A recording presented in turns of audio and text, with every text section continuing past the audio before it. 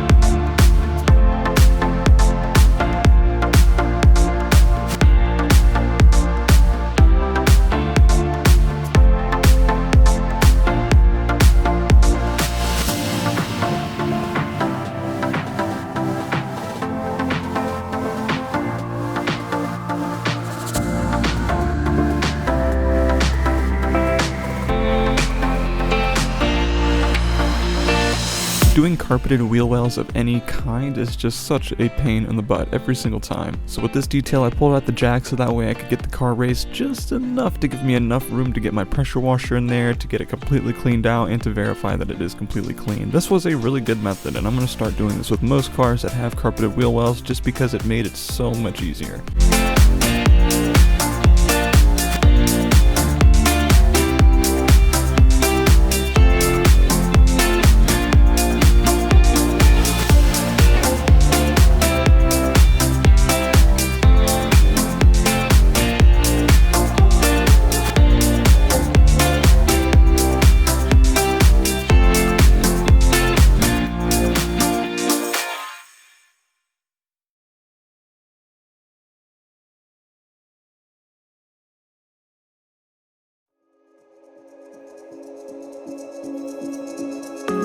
So what we're foaming onto the surface now is a mixture of Meguiar's D101 with some Adams car shampoo, just so that way it's thicker and can sit on the surface for longer and have the cleaning power of D101. I filled the foam can at about 1/4 of the way with the all-purpose cleaner, and then just a little dabble of shampoo in there, no crazy measurements, just filled up the rest with water and it gave it a go. I did this on a previous car as a pre-treatment and it worked phenomenally. It stayed on the surface for a long enough time for me to play with it, as well as had enough cleaning capabilities from the APC.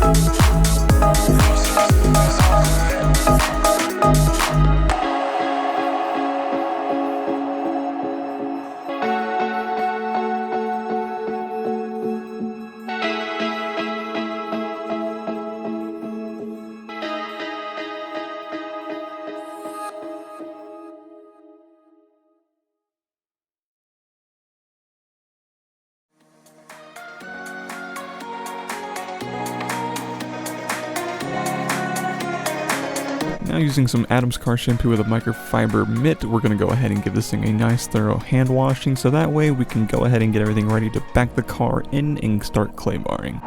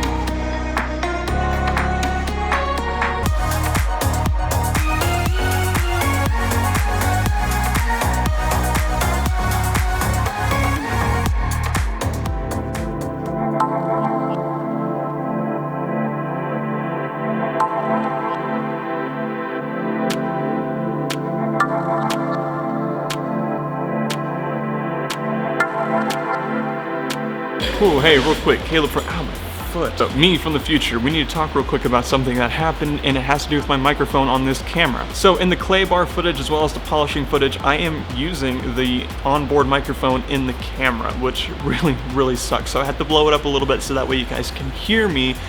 Otherwise, we wouldn't be going anywhere with the explanation of this car. Today, last day of the car. Currently, as I'm recording this, the microphone is plugged into the right spot. I found out last night when I was reviewing footage, and man, was that really defeating. So yeah, sorry about the microphone situation. I will try to turn it up and edit the audio so that way it's not so completely crap, and I won't take any more of your time. Let's get this car cleaned, which it's not here right now because it's getting dent repair and tint done upstairs. So there's a Mustang though. For those who don't know how I do clay barring and stuff, I like to take the IK3, I believe it is, IK Multi Pro 2 sprayer, put the little drizzle tip attachment on there, the mist attachment, whatever the heck it's called, not the foaming one, but the mist one, and then like 97% water, 3% the last touch detailer from Meguiar's. That is a quick detailer. You can use quick detailer in and of itself, but that's very dumb because you're gonna be wasting a lot of money on product. Don't do that. Dilute it with water. Save your money. And I like the last touch detailer from Meguiar's because the price point is per gallon. It's a very good, well lubricated additive for things like clay barring. Obviously, you can use anything else like bead maker, God forbid, but that's very expensive. You can use anything else though. You really can.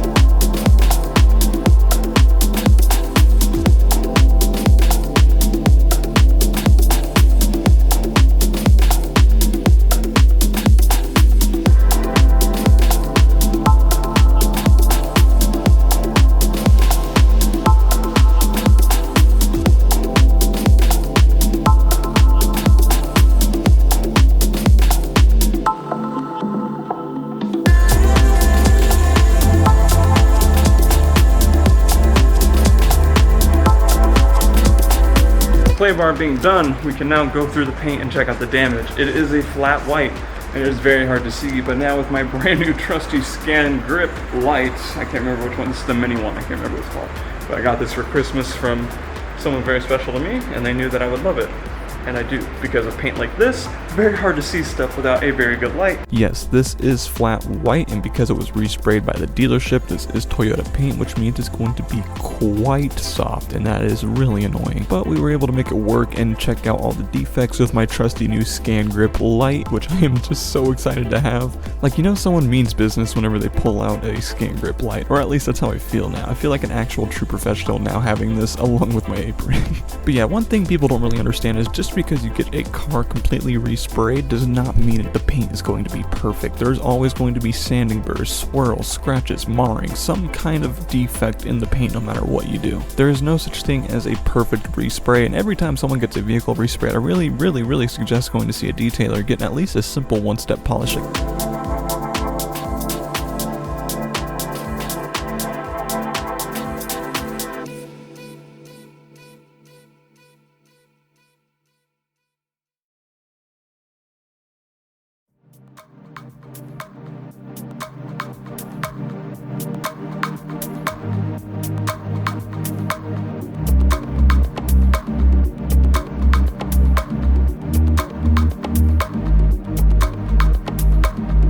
Okay, so today's plan is very simple. Hello there. We are going to be taping up all these little trim spots that need to be taped, and then do a one-step polish. Hey, me from the future one more time here. So I talked about this, but my microphone being messed up, I have to just come in and explain it again, because I actually really like these pads and I want to go over them before I start polishing for you guys.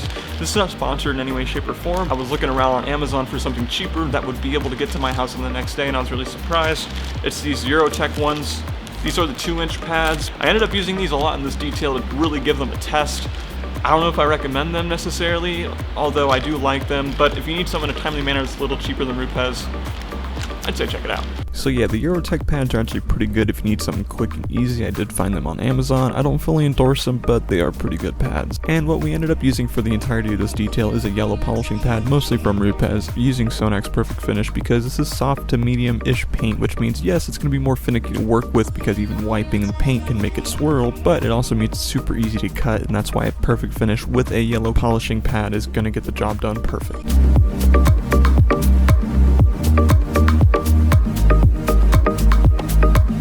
Just polished right here, but I forgot to press record, so now we're gonna do this.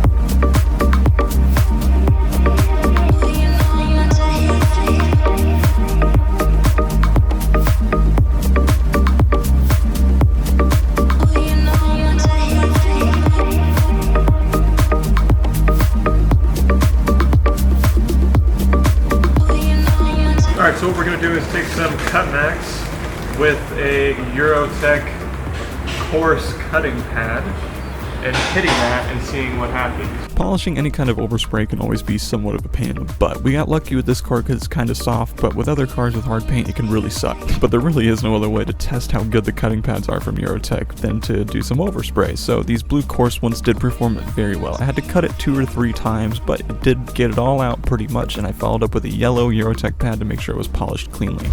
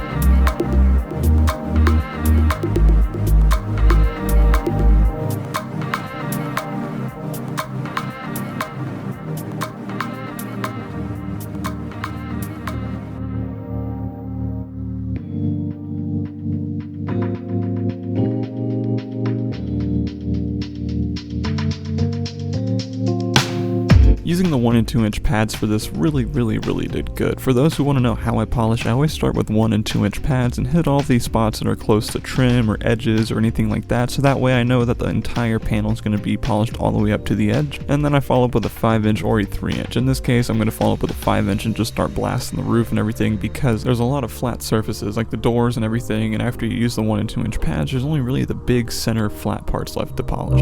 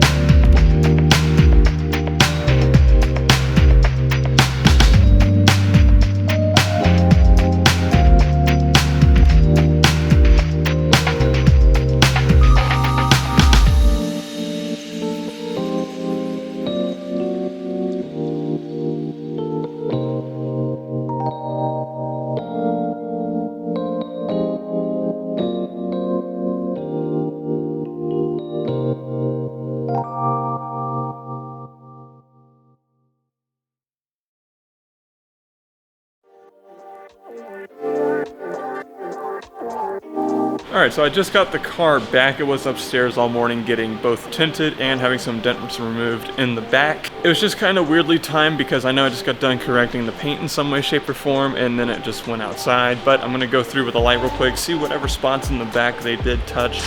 So what I'm going to do is take some Car Pro Eraser, IPA the surface, and go through with a cocktail stick and get into all the crevices, and then we'll inspect the paint.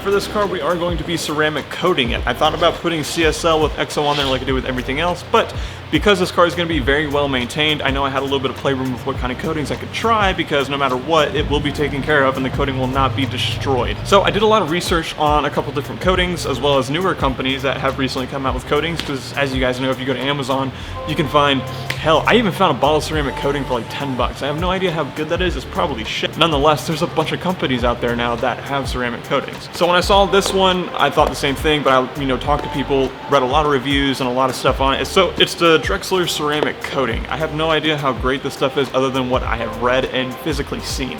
And for the price point, it wasn't necessarily cheap, I guess you could say, on the lines of like Amazon priced crap. But this stuff's actually really nicely packaged. Very simple, very nice. They seem like a genuinely good company. And I'm going to try it out on this car because I think it's going to be pretty good after everything I read about it. So what we have here is the Drexler Coating like I had talked about. So here is a little look inside the box. They do give you some suede and a microfiber and a block. but I'm not going to use that. I'm going to use this like I normally do. And then your base coat, which you put 2 coats on, and then your top coat. Simple. Alright, so how I work this is I like to put the ceramic product itself in this little double padded microfiber applicator. There is a plastic little lining thing in there that separates the 2 sides, so I don't have to worry about it bleeding through in case I need to use the back side. 2 microfibers, clean microfibers. This one's going to do the initial buffing off of the product, and then this one's going to come back around and pick up the rest of the residue. And then remember, whenever you get done applying the ceramic coating, throw away your towels, or else you're going to get glass shard-like stuff in your paint if you use them again.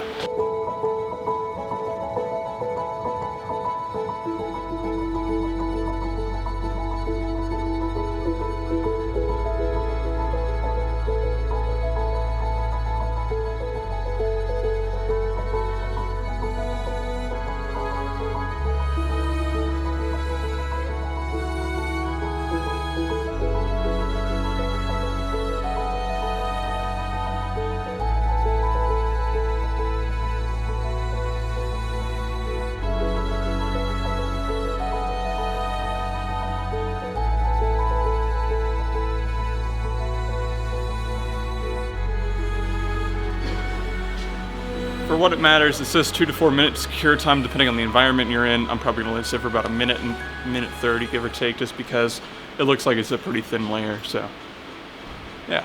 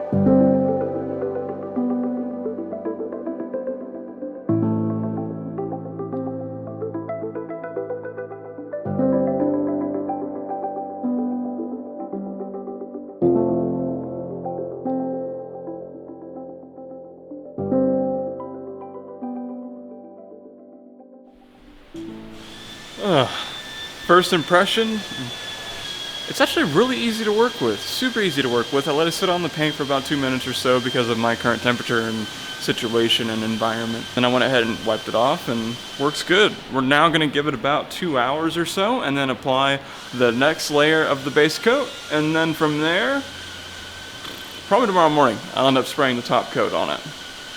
Yeah, I'm actually really happy with that, wow.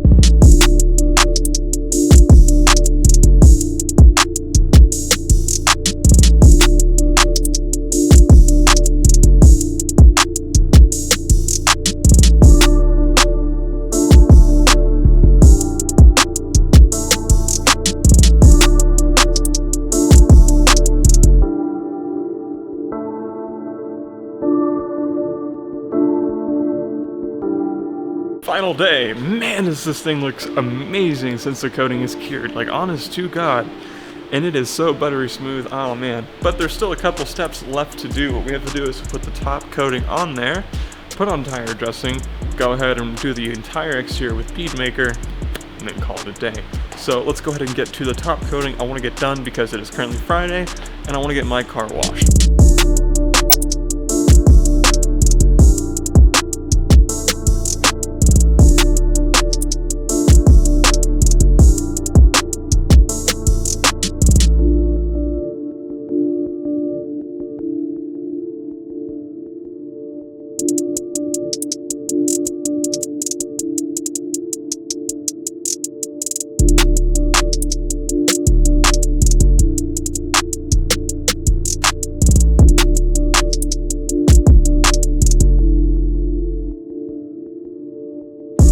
Alright, so if you guys remember like 3-4 years ago or so when CarPro C-Quartz was like the thing for consumer grade ceramic coatings, this reminds me so much of that. After you put on the 2 base coats of the C-Quartz, you wait like 12 hours, put the top coat of CarPro Reload on top to protect it, and that's when the slickness comes in. That's what this reminds me of. This is pretty much just like that, but way easier to apply.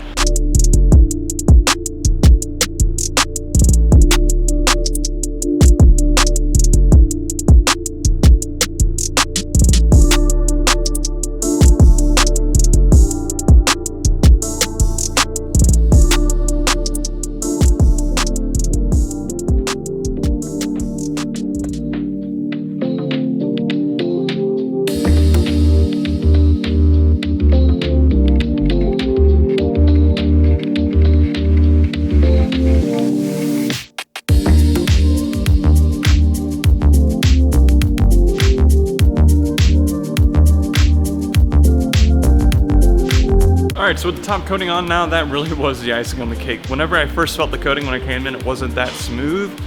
But then I put the top coating on, and it acts just like, I want to say, Car Pros C-Quartz UK. Like 4 or 5 years ago, whenever that stuff was getting big in the consumer market, you put like 2 base coats of that on, and then you top it with Car Pro Refresh, Car Pro Reload, something like that. And that's what really made it all come to such a nice ending. And that's what this did. So it does say in the instructions to let it sit for 24 hours before any water touches it. Obviously we're gonna do that no matter what, but I'm gonna treat this like I do every other coating, and I'm gonna follow up in about 20 minutes with some bead maker. Bead maker is a polymer paint sealant that can go on top of literally anything. It is a solid, separate individual layer that goes on top of things, and literally all it does is gives it a little bit of protection, but mostly just gloss polymers, and it makes the final touch that much better. So we're gonna go ahead and put bead maker on it, do tire adjusting, call it a day. I'm holding an entire tripod while doing this. This is very tiring.